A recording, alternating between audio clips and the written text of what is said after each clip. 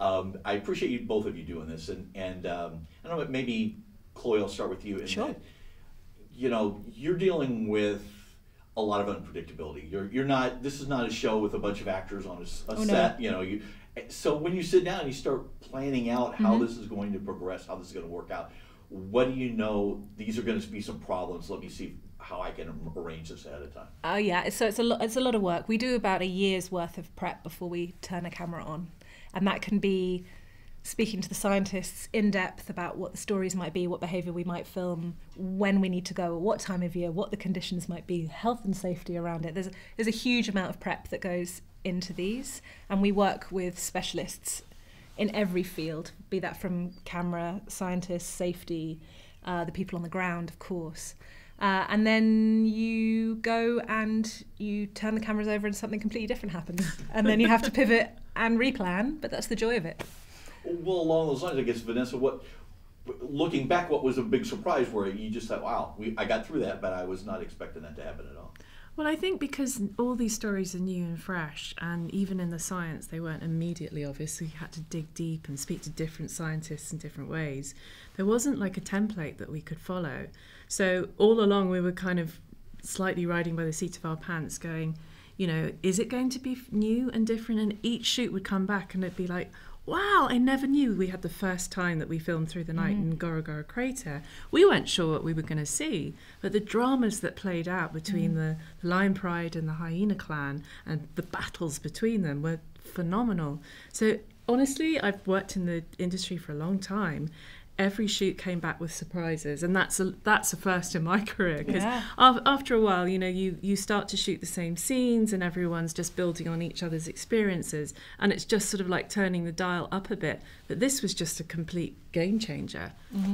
Well, that when we went to film that amazing scene in the Savannah episode with the elephant hyena hunt, which is we didn't go out to film that. We went out to film lions and elephants. That's what we thought would happen, and it wasn't happening. And night after night it wasn't happening, and then the hyenas came in and hunted, and that footage, when we brought it back, none of us could quite believe what we were seeing there.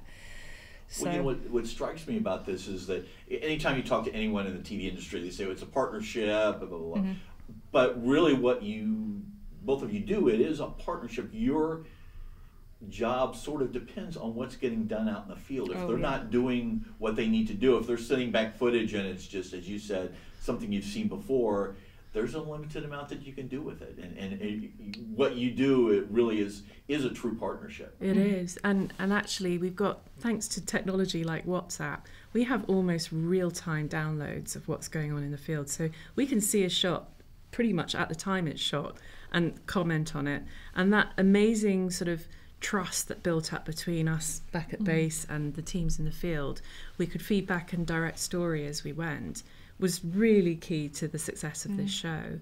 But it's, you know, it's not all perfect, and sometimes it's messy, and sometimes people just have to go with their gut instincts, and that's okay in the field, and they go rogue and they come back with something incredible. Or nothing happens at all. That happens quite often. Yeah, animals we've had a few of those. We give the animals the scripts. It's up to them whether they decide to take it.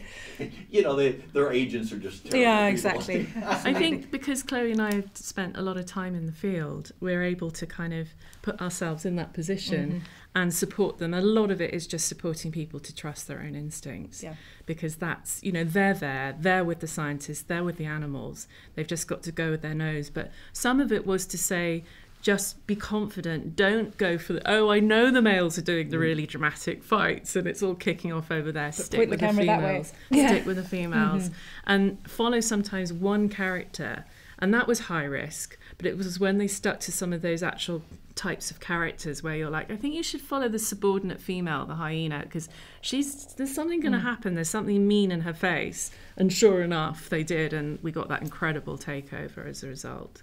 Well, there was a scene, there's a making of documentary, and where Faith notices this elephant off to the side, and she's trying to figure out who the elephant is and what the relationship is. And I think it sort of sounds like it fits into what you're talking about, of someone seeing something and following it to see if it plays out. Yeah, that was all her gut. She knew that something was off about this elephant. And it took her time to work out what was going on. But I love that story. That was a very special, and then for her, so incredibly heartbreaking to lose her.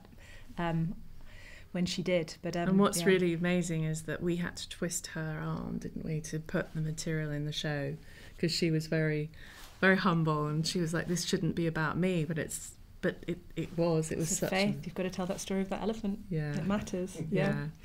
You know, for both of you, obviously it's very chaotic as you're doing it. You're making decisions on the fly. Is there some point where you just think to yourself, or at some point in Queens, where you thought, you know what, this is going to be a good show. This is going to work out the way I want it to, because you're working on faith for a lot of this. You know? Yeah, I think you never really know until you get the footage back into the cutting room. And I think when we put the first rough cut together of the first episode, and it had the new music from Morgan Kibbe in it, and it had the writing that we wanted to bring Angela's voice into it, which was quite fresh and different, and the storytelling, we wanted that drama storytelling, and we saw it in a very rough form. We all knew we had something. And the commercial music. And the commercial music, because that had never been done in natural history, to use those great tracks by emerging female artists. And that really kind of lifted it again. And I think that combination of everything was new. And it worked. And I think it's when you start with a new idea and a new editorial, that is the driving force, that's the foundation. And then all of the innovation kind of sort of naturally flowed from that. Well, let me wrap it up this way. Was there a story or something that you wish you could have gotten for this? And sometimes it's just you couldn't get the footage that you wanted. You thought this was an interesting thing, or it wasn't quite the room for it, or... Do you know, I think actually it's the opposite, that we had so much that some of it... So, for example, the second episode, which is Rainforest Queens, which follows bonobos, which people know chimps, but perhaps they don't know bonobos, one of our closest living relatives. They are so unbelievably difficult to film that... They live in such a remote place, they live high in the trees, they're very shy, no one had ever made a whole hour on them before. So actually we filmed forest elephants to go with it, because we thought we'd need it, to be honest, time on screen. We got it back and we went, oh, sorry forest elephants, but these bonobos, they're so engaging, the story is so good that they didn't see the light of day, unfortunately. So it was the opposite. Nature works like that, because sometimes you miss out on something. So we tried to get orcas hunting with fur seals and teaching their young, to training them on that. And that didn't work out. Didn't see an orca, climate change related. But then we managed to capture the orca hunting a great white. I don't know if you saw that. It's an unbelievable shot. So I think nature gives you with one hand, takes away with the other, and overall it all balances out. Well, I appreciate you both taking time to do this. It's a really great project. Oh, thank you. Thank you.